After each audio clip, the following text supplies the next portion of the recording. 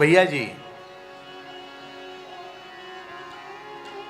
महाराजा मधुकर शाह जो ओरछा नरेश थे, उनके पुत्र वीर सिंह जू देव थे, बड़े प्रतापी हुए।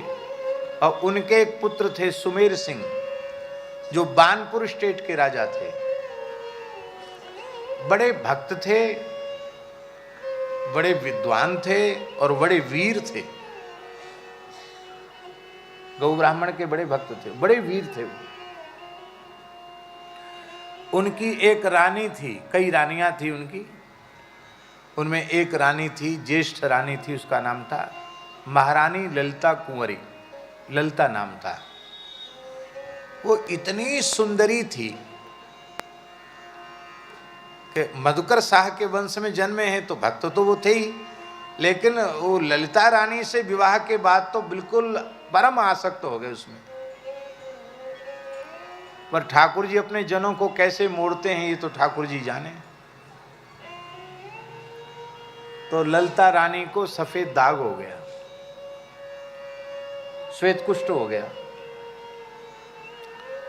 तो राजा ने चिकित्सा कराई राजवैद्य से, और जितनी चिकित्सा कराई बीमारी उतनी ज्यादा बढ़ गई। सारे शरीर में कुष्ठ फैल गया, श्वेत कुष्ठ, उसमें भी घाव हो गए। तो पहले तो राजा ने बहुत इलाज कराया, बाद में राजा ने उपेक्षा कर दी। महल में सब व्यवस्था, लेकिन राजा देखता ही नहीं उधर। दूसरी रानियों से प्रेम हो गया उसका, संसार का नियम ही ऐसा है। तो रानी के मन में बड़ी ग्लानि हुई, स्वाभाविक बात है कि नहीं भाई। जो सर्वेश्वरी हो अपने समय में और उसकी ओर राजा देखें भी नहीं, तो यद्यपि जग दारुण दुख नाना, सबते कठिन जाति अपमाना। रानियों में उसका इतना तिरस्कार, उसको लगा कि इस जीवन से तो मृत्यु अच्छी है। और रात्रि में बानपुर के किले से निकलकर वो जहाँ ललितपुर में जहाँ अपने नरसिंह भगवान वाला स्थान है, वहाँ एक बहुत गहरा कुंड था, चौपरा कहते थे उसको, अथाह जल था। उस चौपरे में उसने प्राणांत करने का निश्चय किया कि इसमें कूद के मैं मर जाऊंगी। वहाँ श्री रामानंद संप्रदाय के एक विरक्त संत उस काल में विराजते थे। ये घटना लगभग 400 साढ़े 400 वर्ष पुरानी घटना होगी। श्री गोपाल दास जी महाराज नरसिंह भगवान के परम उपासक थे, बड़े विरक्त संत थे। धूना जल रहा था, वो एक लंगोटी लगाए बैठे थे। उन्होंने देखा कि कोई देवी इसमें मरने का उपक्रम कर रही है। तो उन्होंने डांटा, भाई जंगल है, हम लोगों के लिए जल की व्यवस्था यही है, इसी से हम लोग स्नान करते हैं, भगवान की सेवा करते हैं, रसोई बनाते हैं, और तुम लगता है मरने के लिए यहाँ आई हो। बोले हाँ बाबा मरने आई हूँ, और मैं तो मरूंगी। सारी बात बताई रानी ने। तब आपको दया आ गई। बोले भैया मरने तो और कहीं जाए के मरे, यहाँ काहे को मर रही है। बोले बाबा मैं तो यहीं मरूंगी। बोले सवेरे हड़कंप मचेगा और संतों पर संकट आएगा,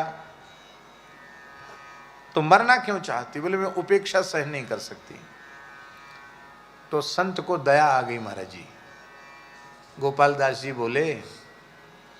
बोले यदि शेष जीवन पूरी तरह रघुनाथ जी को समर्पित करने का निश्चय करो कि मैं केवल भजन ही करूंगी, दूसरा कोई काम नहीं करूंगी, ऐसा निश्चय करो तो स्वस्थ हो सकती हो।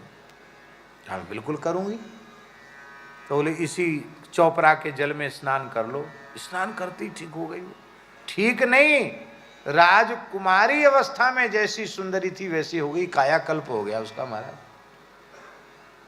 बोले जाओ महल में शयन कर जाओ, अब घर छोड़ने की जरूरत नहीं, पर वहीं बस भजन करना। सवेरा हुआ तो महाराज सुमेर सिंह की दृष्टि पड़ी, इसको क्या हो गया, ये तो ब्याह के पहले जितनी सुंदरी थी उससे अधिक सुंदरी हो गई है,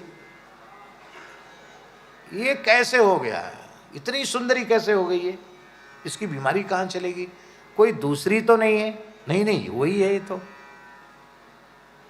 राजा आश्चर्यचकित हो गया, मैं जग रहा हूं कि सो रहा हूं, क्या बात है भाई, पूछा। तो महारानी ने कहा अब मेरी ओर देखने की जरूरत नहीं है, क्योंकि आप तो नज़र हमसे पहले ही फेर चुके हैं। और अब मैंने तो अब भजन का निश्चय कर लिया, मैं तो भजन करूंगी।